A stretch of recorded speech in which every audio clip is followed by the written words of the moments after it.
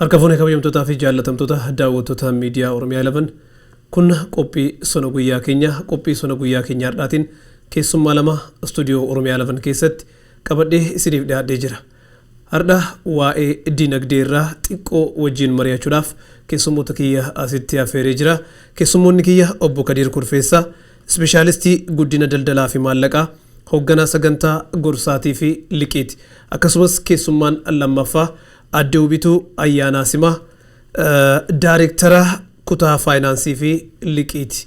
Dhaabbata AIDS keessatti jechuudha, African Economic Development Solutions keessatti jechuudha. Dhaabbanni kun dhaabbata furmaata guddina dinagdee Afrikaa afaan Oromootiin daawwattoota keenya keessummoonni kiyya kana biratti argamu. Baga nagaan dhuftan gara istuudiyoo Oromiyaa11. Baga nagaan nu eddan. Baay'ee sin galateeffanna.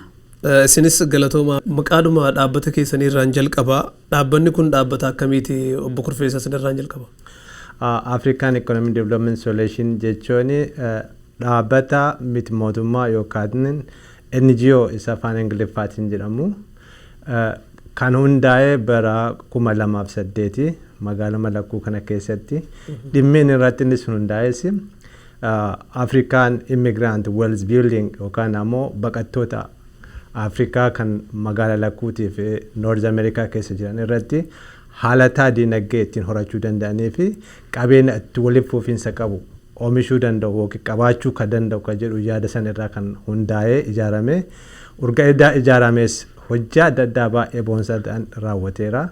Kan ijaarameefis ammoo baqattootuma kanneen gargaaruuf haalataa dinagdee ittiin horachuu danda'an, haalataa daldala ittiin seenuu danda'an, haala kamiin ummanni keenya kan baqatee biyya kana jiru kan duras dhufes kamaan dhufus akkamiin dinagdee ijaaratee jiruuf hooyaa jiraachuu danda'u kan jedhu irraan ka'aa ijaarame dhaabbanni kun. Galatooma Adde Ubituu wanti dabaltanii jiraata. Kadir jedheera wanta barbaachisaa jedheera garuu wanta ni dubbachuu barbaadu African Economic Development Solution hojii gurguddaa hojjetee jira. Hojii kanas immoo bakka itti ba'aa jira, bal'ataa jira. Namootaafis akkasuma karaa itti qaqqabnu namoota kana karaa itti bira geenyus immoo irratti hojjetaa jirra. Dhugaadhumatti dhaabbati kun dhaabbata namoota community keenya keessatti baay'ee waan adda addaa kan kennaa jiran gargaarsa guutuudhaan kennaa jirani. Kanaaf itti fufnees immoo isa jirus immoo itti ilaallaa jechuudha. Galatooma amii gara kaayyoo dhaabbaticha kanaatti haa tarkaanfannuuti. Maali kaayyoon isaa guddaan dhaabbanni kun dhaabbateef? Akkuma silaa tuquun barbaadetti inni xiyyeeffannaan guddaan baqattoonni Afrikaa irraa dhufanii fi kan biyya kanatti dhalataa guddataa jiranii dinagdee ciccitaa oduu hin taane dinagdee dhaabataa ta'e ijaaratanii dinagdee kanaan of utubuufis biyyas utubuufis maatii ofis utubuudha akka jedhu irratti kan hundaa'edha. Kaayyoon isaa xiyyeeffannaan wealth building isa Ingiliffaan jedhamu equivalent term Oromiffaan argachuu baatte isa dinagdeen nam tokko dalagee horachuu dinagdee horachuu yoo jennu nam tokko dalagee ofii jiraachuu hin danda'a. Day to day yookaan ennaa yeroo yeroodhaatti waanuma nyaatanii waanuma dhuganii bira darba oduu hin taane generation dhaloota itti aanutti ammoo maal dabarsinaa jiruu naannawuma fiigumsaa kana dabarsinamoo waan dhaabataa ta'eef hundaa'e tokko irra gadhaabuu dinagdee kana gadhaabanii ummanni of danda'ee jiraachuu akka danda'uu fi qabeenya walitti hidhataa qabu itti fufinsa qabu ijaaruu kan jedhudha wealth building. Wanni dabaltan jira? Wanti itti dabalu asirratti innis jedheera dhugumaanii namoonni keenya fakkeenyaaf amma akkuma inni jedhee baqataan biyya adda addaatii dhufee biyya kana keessa jiru karaa addaa karaa ijaarsa addaa waa argachuu dhiisuu danda'a. Maaliif kun hundumtuu maalirratti waan tokko jira kan isa daangessuu kan isa dhaabu waan tokkotu jira. Innis immoo tokkoffaa biyya kana biyya haaraadhaa biyya haaraatti yeroo dhufanii of ijaaranii gargaarsa barbaada namoonni kun gargaarsa horii duwwaatuun ta'in namoota kana akka isaan itti daldala kana akka isaan attamittiin itti guddifanna attamittiin gara fuulduraatti ittiin deemna isa jedhu irratti namoota kana barsiisuun namoota kana ijaaruun baay'ee barbaachisaa waan ta'eef isa irratti kan amma African Economic Development Solution xiyyeeffatee jiru namoota kana walitti kurfeessee guddisuu ijaaruu barsiisas akkasuma kennuufi. Galatooma dhaabbanni keessan kun waan hedduu irratti xiyyeeffata. Isa keessaa mee gara walumaa galatti waan yeroo ammaa kanatti hawaasa tajaajila hawaasaatiin wal qabatee hojiiwwan mootummaarraa gargaarsi mootummaarratti haa xiyyeeffannuuti. Gama kanaan hojiiwwan akkam fa'aatu hojjetamaa jira hawaasa tajaajiluudhaaf? Well, tajaajila mootummaa ogguu jennu tajaajila mootummaa kun gosa hedduu qaba. Yoo adda fo'anneetiin irratti dubbanna ta'e dhaabni keenya kun African Economic Development Solution maal irratti xiyyeeffatu gargaarsa karaa dinagdee ijaaruu daldala babal'isuu irratti hundaa'a. Gargaarsa mootummaa ogguu yoo jenne warra kun wallaaqa akka social fairy kana farratti nun hojjennu iyyuu wanti nurratti kallattiidhaan daldaladha. Daldalli kun akkamitti babal'achuu qaba? Daldaladhaaf maal barbaachisa? Namni tokko daldalatti seenuun dura maal qabaachuu qaba? Yoo waan san qabaate ammoo sadarkaadhaan daldalatti seenamuutu jira. Sadarkaa kanneen keessa darbeetiin namni daldala tokko kan jalqabuu qabu. Organizationin kun ammoo maal godha? Namoonni beektaa amalli biyya nu keessaa baane sun daldalatti dalaganii fi amalli biyya kanaa waliin gitu. Kanaafi amala biyya kanaatiin feera biyya kanaa irratti hundaa'e namni tokko daldalatti yoo seenu maal isa barbaachisa? Maal argachuu qaba? Akkamiin ijaaramuu qaba? Yoo wanta kanneen hin guutin gargaarsi jedhamuu fi hin argamu.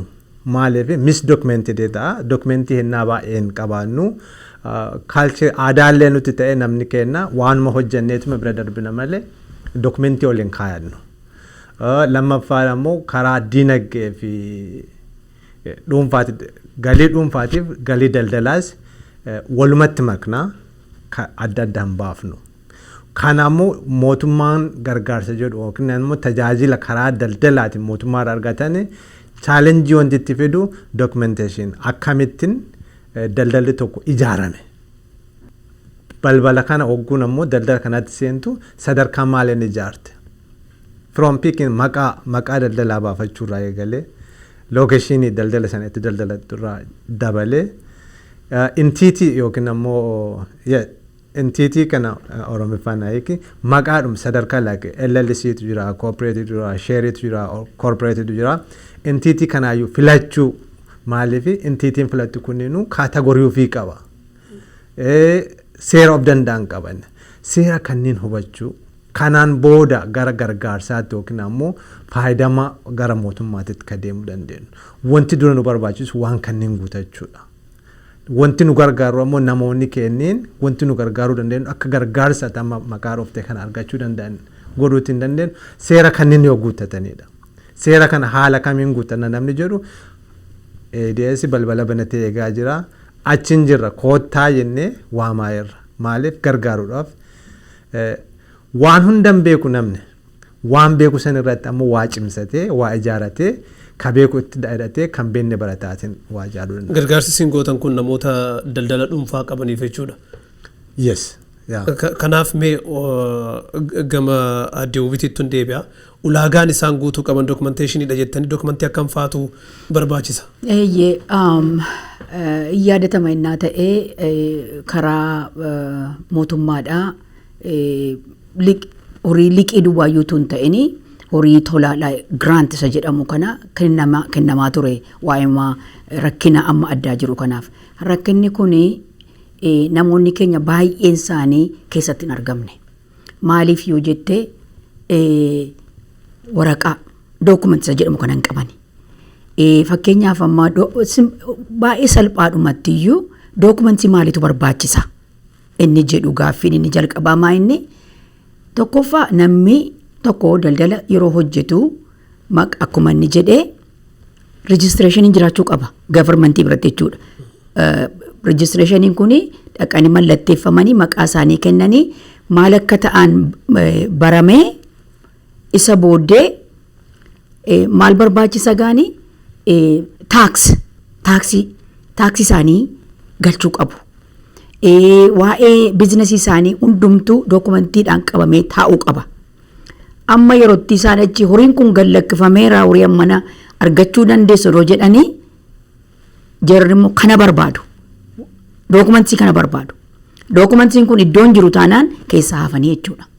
Akkasitti kan ispeeshaalii namoonni warri daldala xixinnoo qabanii namoonni as jiraatanii kanarratti kan isaan keessatti booddee hafan. Fakkeenyaaf amma 2020 keessa gargaarsa nu goone gargaarsa nu kennine gargaarsa nu goone gara 4.8 million kan ta'uun kan gargaarsa goone doolaaraan. Achi keessaa namoonni keenya baay'ee yartuutu jira. Kunis immoo akkuma obboleessi koo Kadir jedhee namoonni keenya barsiifamuu barbaachisa. Attamitti akka daldala isaanii kana itti deeman, akkamitti akka guddisan, akkamitti akka ijaaran beekuu qabu. Maaltu akka barbaachisu iyyuu warri hin beekne jiru. Amma fakkeenyaaf yerootti horii akkasiitu bahee giraantii akkasiitu jira appilikeeshinii galchaa jedhanii warri qophaa'anii lafa kaatanii jiru. Overnight galchu. Kan keenya ganaa ji'a fudhata. Isa kanarratti booddee hafuun dhufe isa kanarratti namoonni keenya horii kanallee argachuu dhaban. Kanarratti baay'ee kan hojjechuun irra jiru namoonni keenya gargaarsa akkasii argachuudhaaf maal gochuu isaan irra jiraata? African Economic Development Solution balballi isaa banaadha gargaaruudhaaf. Karaa horii, karaa akkatti foormii, akkatti taaksii hojjetan waan hundumaatiif iyyuu ekspertii qabna. Kanaafi dhufanii gara biiroo keenyaa dhufanii bilbiluudhaan nu gaafachuudhaan nu wajjin quunnamuudhaan kana keessa galuu danda'u. Amma kan jiru informationii kanallee argachuudhaaf rakkoo qabu namoonni keenya. Sababii hin dubbisanii gara caaluu afaan walitti himaa. Kanaafi ammayyuu wanti nu gadi qabnee namatti himuu barbaannu African Economic Development Solutioniin balballi isaa banaadha gargaaruudhaaf. Warra daldala xixinnoo qaban kana warra documentation kana likkiitti hin qabaanne kana dhufanii nu bira dhufanii nu gaafatanii bilbilaan isa ta'u wal arguudhaan isa ta'u dubbii kana gadi fageenyatti akka isaan baran gochuun dirqama. Kana yeroo kana ta'u isaanis warri amma business owners warri nu jennu warri small business owners warri nu jennu isaanis immoo akkasuma carraa kan argatanii gara fuulduraatti biizinasii isaanii deemsisuu danda'u jechuudha. Galatoomaa gara obbo Kadir gara keessan deebi'a. Mee tajaajilli kun walumaa galatti gargaarsi kennamu nama dhuunfaatiif wanni kennamu jira? Garasitti dunjeenee waan isin jette tokkotti hin dabaluun fedha. 4.8 million loonii fi giraantiidhaan kennamee jira 2020 waggaa tokkodha. 2020 kana wanti kun cal jedheetiin dhufne nama 1,400 technical assistance support gorsa nama 1,400 kenname. Nama 1,400 kenname keessaa namni 536 gargaarsa kan argatee jira. Namni 1,400 kun ammoo dokumentii isaa haalatti ni ijaaratu. Biizinesi isaa akkamitti structure akka godhu baratee jira. Waggaa tokko keessatti. Kun maaliif commitment organization qaburraa gara gaafii keetti yoon dhufe nama dhuunfaa nama akkamitti argatu qaba jettee? Namni dhuunfaa faayidaan gama keessaniin argatu jira. Warra daldala dhuunfaatu jira kan gamtaadhaan namoonni wajjin hojjetantu jira. Akka dhuunfaattuu namni warri daldala hin qabaatiin faayidaa argachuu danda'a gara keessanii? Namni kamiyyuu dhimma mataa ofii qaba. Dhimmicha namtichi barbaadee dhufetti waan dinagdeen horachuun wal qabate irratti ka biizinesi qabus ka biizinesi jalqabuu barbaadus yoo dhufe gargaarsa argata. Waan karaa dinagdeeti waan daldalaa wal qabateen eenyuyyuu yoo dhufe anaa dhufu jenneessi manna maaliif balballi kenna banaadha. Hamma galmeessinee maqaa daldala isaa filatee galmeessinee fi seera jiru guunnee fi projection isaa, business plan isaa, structure isaa waan jiruuf business training in jiraata. Nam tokko daldala jalqabuuf akkamitti jalqaba kayyoo leenjii kennin. Leenjiin kun is open every 2 months deema. Innaa kamiyyuu dhufanii leenjuu danda'u. Sun nama dhuunfaaf akka dhuunfaasitti waan gargaaruu dandeenyu jechuudha. Nam tokko baratee yoo jedhe barumsi sun ka dhuunfaa isaati. Waan barate saniin ammoo maal godha ka jedhee murteeffatu isa. Gargaarsi nu dhuunfatti goonu gorsa karaa diinagdeen ittiin ijaaramu barumsa haala daldala ittiin jalqabu seerri biyya kanaa yoo daldala seente maal fakkaata ka jedhu kennuudhaaf akka dhuunfaasittis akka nama bizinees keessa jiruutis hin gargaara. Warri independent contract wanni gaba keessaniin argatan jiru. Yes, kunneen independent contracted oguu jennu bizineesa maqaan isaa daldaladha. Amma waan pointii gaarii kaaftee waggaadhuma 2022 bara muuxannoo baay'ee namoonni kennas irraa argatudha. Maaliif namni hedduu waggaa dheeraaf akka fakkeenyaatti sii kenna nam tokko kan waliin hojjedhe bizineesni isaas bizinees magaasha qabu. Waggaa 14 daldala keessa tureera. Tabara gaafa galmaa'ee namichin secretary of the state dhaqee maqaa ofii haaromsiisee hin jiru. Regard of that wanti hundiyyuu dokumentiin isaa guutuudha. Garuu maqaa sani haaromsiifne waggaa waggaan haaraa maqaan isaa. Maqaadhuma san haaromsiisuu dhabuu irraa akka ka'e waan hundaayyuu irraa jalaa kufe. Waanuma salphaadha. Man ofiis taa'ee online deemee update godha. Kana waan baay'ee beekaa waanuma diqqoo dagatee waan baay'ee dhabee jechuudha. Namoonni independent contractor naan jettu kuni baay'een namoonni kenna independent contractor jedhama malee seera independent contractor hin guutan. Kaampaanoonni hedduullee nama independent contractor jedhaa hire godhu malee seera san hin guutan. Benefitiin namoonni akka independent contractoritti hojjetan kunneen sagantaa ofiitiin hojjechuu danda'u. Karoora mataa isaanii qabu. Business plan mataa isaanii qabu. Itti gaafatamummaa wanta hojii isaanii fudhatanii raawwataaru moo namni independent contractor jedhaniituma caal jedhaniituma orderii nama tokkootiin hojjetan. Wanti kunniin namni akka yommuu kontraata fudhatu waan kanneen xiinxallee beekuu qaba. Isa hin miidhu nama independent contractor isaa hin miidhu garuu bizineesa isaa guddatamu hin guddatu ka jedhu hin guddatu seera kontraaktaa san yoo hin guunne ta'edha. Akka fakkeenyaatti yoo sii kaase independent contractor ta'ee seeraan ka guutuu danda'u fakkeenyaaf electrician yoo fudhatte sagantaa ofii qaba akka barbaadetti hojjechuu danda'a independent contractoridha. Plumbing, HVAC, wanta akkasii kun landscaping wanti kunneen independently waan hojjettu. Kanarraan kan hafe bizineesni hedduu maqaan kontraataatiin seenama malee it's not really kontraataa miti independent contractor ta'u. Warroonni kuniyyuu ammoo maqaa bizineesaatiin ogguu jalqabu kontraatuma fisan fudhataniyyuu akka individualitti taaksii ofii faayilii godhu. Bizineesan ta'u. Inni guddaaniif rakkoon guddaan ummanni kenna qabu. Kana sirriitti wal hubachiisuu qabna. Maaliif daldala fudhatee 10 taaksii faayilii godha. Yookaan ammoo 10 jalattiin iskeejaalsii faayilii godhan. It's nothing wrong. Garuu ogguu daldala san godhatan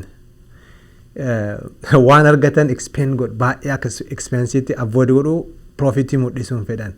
Sun daldala isaanii miidha. Rather than profitii mul'isaa guddatuu qabu marginii wayitiin. Waggaadhuma hunda yoo bizineesni kun loosii ka claim godhu ta'e bizineesni kunis hin guddatu. Kana maal akka godhamuu qabuuf akkamitti akka fooyya'uu qabu gara ADS yoo dhufan balballi banaadha. Leenjii gaa kenna. Wanni dabaltan jira adde. Isa kana tokko wantani actually dubbachuu barbaadu tokko immoo maa'inni daldala xixiqqoo warri qabanii dubartoonni jiru baay'een isaanii jiru garuu achi as dhiyaatanii ala ba'anii gargaarsa argachuudhaaf xinnoo isaaniif baay'ee rakkisaa ta'a. Kanaaf har'a guyyaarraa kana keessatti wantani dhugaadhuma dubbachuu barbaadu dubartooti keenya warri daldala xixiqqoo qaban akka dhufanii biiroo keenya dhufanii African Economic Development Solution dhufanii bilbilaan nu quunnamanii akka isaan gargaarsa argatan. Maaliifi namoonni baay'een kan dadhaban jiru hojii isaanii kan hojjechuu qabu yaada isaas qabu beekumsa isaas qabu garuu akka isaa karaarra buusuudhaaf caalaatti akka profit argatan gochuudhaaf gargaarsa gochuu waan dandeenyuuf akka isaan nu qunnaman akka isaan nu gaafatan akka isaan nu wajjin hojjetaniin dhaamsa koommoo dabarsuu barbaada kanarratti. Galatooma amee gara yeroo ammaa kana akkuma beekamu dhibeen koronaa kun nama hedduu miidhee jira. Sanarraan kan ka'e immoo mootummaanis gargaarsa godhutti jira. Gama kanaanoo maaltu jira? Hawaasni keenya akkamitti fayyadamutti jira? Yaa ammas gargaarsa mootummaan godhu kana ammallee bakka lamatti kaayesii kaasuu barbaada. Mootummaan gargaarsa baay'ee dalagaa jira. Kaanuu walitti hidhatee jiru warri daldalu gargaarsa karaa mootummaarraa dhufuun giraantii ta'uu mala, liqaa ta'uu mala, waan adda addaa subsidize yookiin ammoo interest free waan interest xiqqoodhaan looni mootummaa farraa argachuu mala. Kan irratti focus goonu gargaarsa karaa saniin dhufuun waa'ee daldalaa irratti. Warroonni daldala keessa jiran fakkeenyaaf akka fakkeenyaatti wanti si kaase payroll protection program kan jedhamu kun ture amma think 30 kanatti expire godha. Namoonni keenya hedduun hojii hojjetu daldala keessa jiru taxes file godhu mindaa ofiin kafalan ofii isaaniiti mindaan kafalan garuu tax file godhu maal fayyadamu ree garuu namtichi kun udu mindaa ofii kafalataa jiraate waan kanarraa benefit godha garuu ammoo mindaa ofiiyyuu ignore godhee jira akka hojjetaatitti ofii isaatii ofii kafaluu qaba jechuudha ofii kafalachuu faayidaa sana argachuudha faayidaa of san qofa kana qofaaf oduu hin taane bizineestiin maanulu akka bizineesaati jiraachuu fi si jiraachisuu danda'uu qaba bizinees yoo ati jiraataa miti ofii kafaluu danda'uu qaba namni tokko maaltu taasitti fakkaate taaksii yoo faayil gootu bizineesa kana faayil godhuu qabda. Mindaa ofiin kafallee waggaa guutuu hojjetaa baatee jirta. Waan ofii kafaltu san akka profititti lakkaatta. Then you pay tax on it. Gibira irratti kafalta. Ofiiyyuu sun kafalinni gibira biraa kafalta. Mootummaadhaa kafalta. Ofiin kafalle dhugaatti yoo laalle profitiin inni fudhatee itti kafalaa jiru sun profitii miti. Under expensive godhee jira namti kun. Hojjetaa ba'ee leberuu fi hin kafalanne. Daldalaaree kun. Kanafaatu qajeeluu qaba. Kanafa wal barsiisuu qabna. Kanatti challenge guddaa ta'e. Sometimes immoo waan gara biraatis hojjaatiin daldala keessattis mallaqa walitti naqu. Galii kana walitti naqu. Adda baasuun isaa immoo baay'ee nama rakkisa. Proper documentation gaariin hin jiru. Akkaawuntiidhuma tokkotti jechuudha. Waluma tokkotti naqamee laayiniin hin jiru. Kun bizineesaa kun kiyyaa kan jedhu hin jiru. Walumatti akkuma kiisiidhuma kanaafuudhaa kanatti naqanii akkasiin naqama. Kun daldala irratti baay'ee dhowwamaadha. Kana qofaa miti konsekwensiin isaa. Amma fakkeenyaaf namni tokko ati makiinaa qabda makiinaa inshuraansa bitatta. Wanti inshuraansa bitatteef nama dhaa jetteeti miti. Gaaf nama dhahe hoo jettee bitatta miti. Gaaf nama dhahe yookiin hoo natti bu'an wayii jettee bitatta. Bizineesa kana keessas ogguuseentu inshuraansa bitachuu qabda. Lookaatti waraabbeen gaafa Flooyid du'e bizineesa keen meeqatu daawanii ta'e. Warri inshuraansa hin qabne maalitti bu'an. Warri tiraadishinaalii cadhisaniituma istoora keessa ta'aniituma daldalataa jiran rakkoo meeqatu irra gahe. Beenna hedduu isaanii. Warri ammoo wanti kun irra hin geenye ammas hin hubanne. Harka duwwaa baanee lixan mana san keessa. Maaliif laayisensii hin qabanii, inshuraansa hin qabanii, waan qaban achitti gatatanii keessaa deeman. Kun ta'uu hin qabu. Ati yoo inshuraansa hin qaban gaaf mara nama hin dhooftu. Gaaf wanti wayii ta'e ammoo sodaaf inshuraansii jechuun sodaaf if happen jedhaniitiin kana qabaachuu qaban. San qofaa miti daldala walitti mattee yoo individuaaleef personaaleef bizinees walitti mattee yoo deemte gaafa bizineesni hankee fooltii wayii seene si'iif waan si duuba jiru hunda qabatee si nyaatee seellixa. Wanni adda bahuun jiru jechuudha. Addatti bahuun jiru waan addatti hin qabnee fi wanti ati qabdu hunduyyuu badii bizineesii san uumeef si fudhatee seellixa. Kanaaf operation agreement ammoo seera daldalaa si'iif bizineesa kan kee jidduutti agreementiin jiraachuu qaba jedha seerreen. agreementii san qabaachuu qaba namni gaafa daldalatti seenu cadhiseetuma walitti na kun akkuma kaalcha akkuma aadaa kennaa ta'e cadhifneetuma walitti qabnee waan jalqabnuuf rakkoon akkanaa nama mudataa jira kana faa leenjii kennina haala attamiin adda baga jiru seerri maal jedha ka jiru kana irratti namni kenna barumsa barbaachisa wal barsiisuu qabna hunda beeknaa dunna waan beenne walii kennine waan hin beenne amma waliin furmaatatti barbaanna namni kenna daldala keessa ka jiru hundu koottaa waliin waan been wal hubachiifna kan jedhu dhaamsa dabarsuun fedha. Hedduu galatooma addee wanni dabaltan jira asirratti. Asirratti wanti dabalu waan baay'een hin jiru hunduma isaayyuu dubbateera dhuguma amma kan nutti mul'atu nu gara caalaa maanni wanti nu argaa jirru karaa African Economic Development Solution wanti nu argaa jirru maanni namoota qaqqabuun akka nurra jiru. Akkuma Kadir dubbate namoonni barsiifamu akka qaban karaa faayinaansii isaanii karaa daldala isaanii akkumatti jalqaban akkumatti hojjetan maal gochuun akka isaan irra jiru akka isaan booddee nafne amma yeroo baay'ee maalinni garaan koo na jibba ture yeroon listii namootaa argu baay'een isaanii keessan jiran akkuma masila dubbadhee jedhe. Uummanni Oromoo keessan jiru jechuudha. Hin jiran maalii fi tokkoffaa baay'ee dhimma hin qabnu nuyi. Dhimma xinnoosee dhimma hin qabnu. Namoonni immoo jiru kan baay'ee dhimma godhatanii biizinasii isaanii kana daldala isaanii sana gara fuulduraatti deebisuu barbaadan. Kan baay'ee laphee kun rukutee na gaddisiisu maa inni jarri kun qaqqabamuu qabu. Jara kana bira ga'uu qabna. Jara kana arguu qabna. Itti dubbachuu qabna. Gargaaruu qabna. Isa biyya argate argachuu qabu. Maaliifitu isaan maaliif akkasitti hafuusa jedhutu yeroo baay'ee natti dhaga'ama.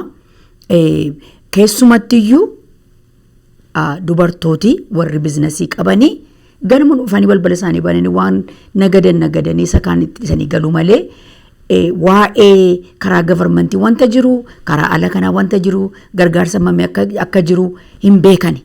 Kanaafarraa maal jennaani adaraa kottaatii baradhaa kottaatii gargaarsa argadhaa.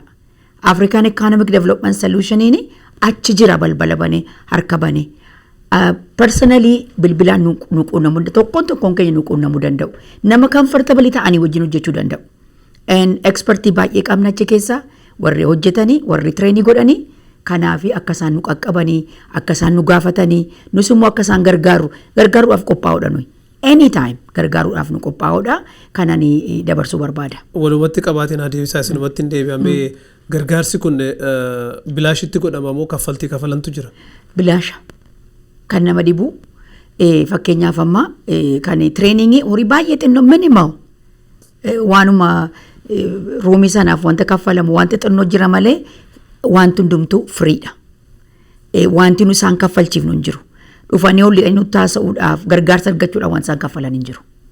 Toluma hojjennaaf jechuudha. Hin gargaarraan jechuudha. Lafa isaan ga'an yeroo ga'an isaan yeroo sana guddina isaanii argu gammachuudhaan hojii isaaniitti fufuu danda'u. Yeroo liqii lixan duwwaadha kan isaanii low interest rateidhaan liqii sana ji'aan akka humna isaaniitti akka dandeettii isaaniitti jedhametu kaffaluu danda'u yoo liqii fudhatan. Kana achitti hojiin keenya hojiidhuma gargaarsaati jechuudha. Namootuma gargaaruudhaaf achi jirra.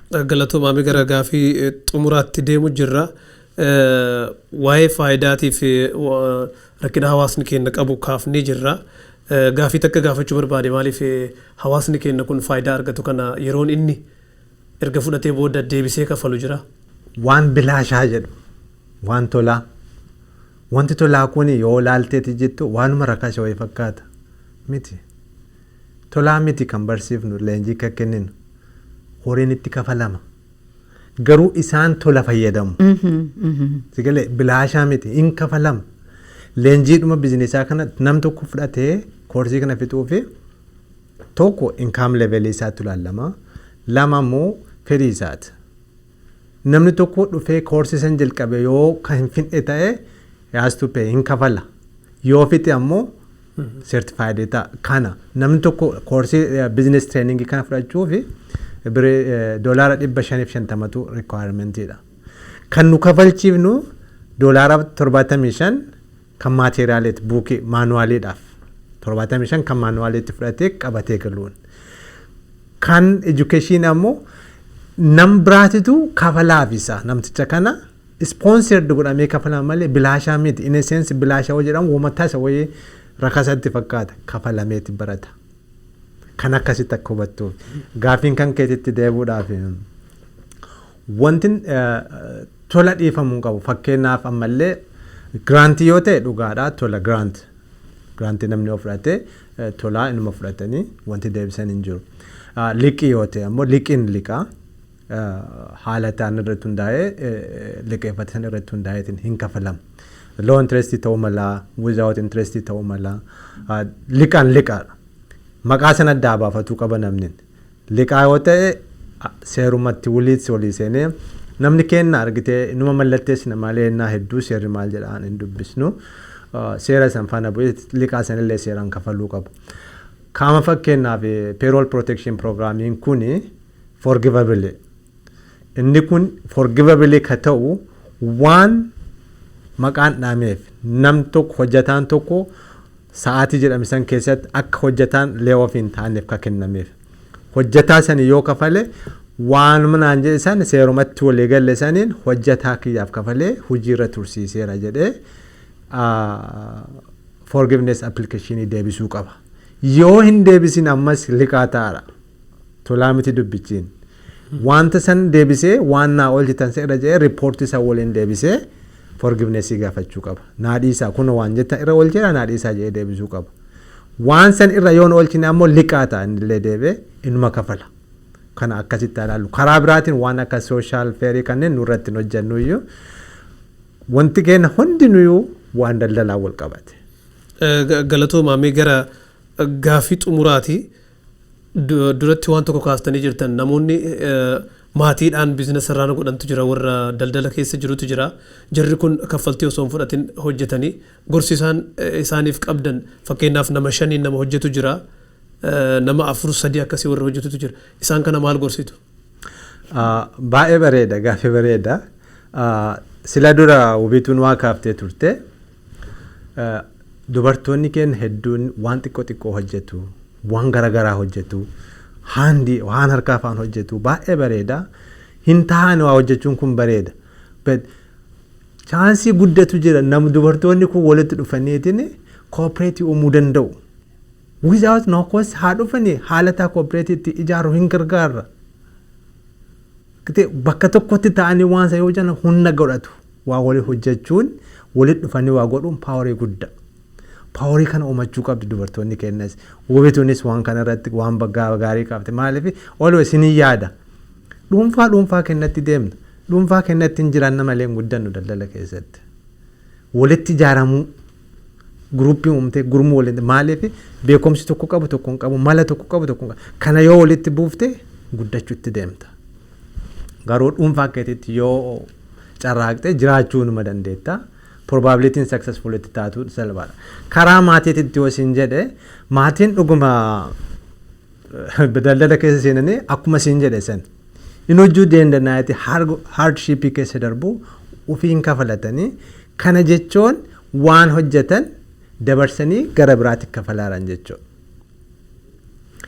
Biizinesichi sun yoo maatii isaanii hin kafalle ta'e biizinesaa iyyuu miti dalagaa iyyuu hin jiran jechuudha humna ofii westi godhaaran. Amma fakkeenyaaf just akka fakkeenyaatti yoo sii fudhadhe warra taaksii of yoo sii fudhe sa'a 12 sa'a 16 makiinaa keessa ta'u sa'aatii hagam ofii kafalu sa'a meeqa kafalataniiru isaan hin beekamu of daganneera kana ta'uu hin qabu okay seeratu jira laaqanaaf haganatti baafadha cireef hagana baafadha mana kiyyaaf hagana kafala kun ka biizinesaati jedhee adda baasuu danda'uu qaba yoo akkamitti godha ka jedhu rakkoon jiraate koottaa ammas waan danda'ameef akkaataatti raawwatamuu danda'u wal barsiifnaa walirraa barannaa wal gargaaraa kan jiru maatii kamiyyuu ka fedhii daldalaa biizinesaa qabu balbalti banaadha koottaa ammas irra deebinee waamna. Hedduu galatoomaa gaafii qabu gama kiyyaan xumuree jira adda hubituu wanni xumuraa dhaamsi xumuraa qabda yoo jiraate carraas ni kenna gola boonduratti. Baay'ee galatoomii dhaamsa xumuraa ammayyuu namoota qaqqabuu barbaanna keessumatti iyyuu karaa koo wanta dhiyeessu dubartoota qaqqabuutu nurra jira.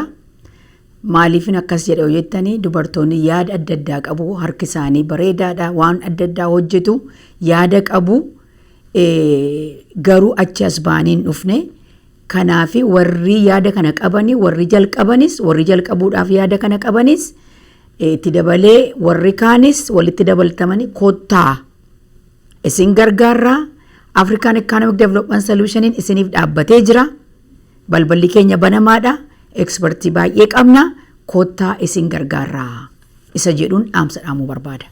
Hedduu galatooma wanti dabaltee hin jiraanne. Lakka kanumaa balbalti banaadha. Gargaarsaaf banamnee Afrika isiniif dhaabate soorsi jiru kottaa fayyadamaadha.